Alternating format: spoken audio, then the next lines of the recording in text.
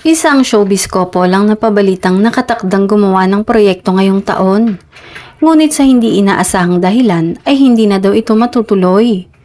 Nakakalungkot naman dahil naghintay at umasa na ang mga fan nila dahil unang buwan pa lang ng taong ito ay inannounce na ito ng kanilang network.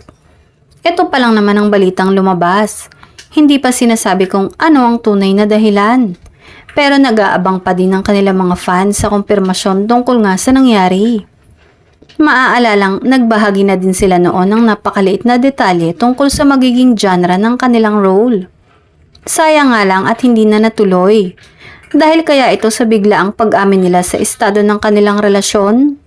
O sadyang may naging problema lang sa production? Mag-aabang pa rin naman ang kanilang fans dahil baka naman biglang magbago ang desisyon at matuloy na ito.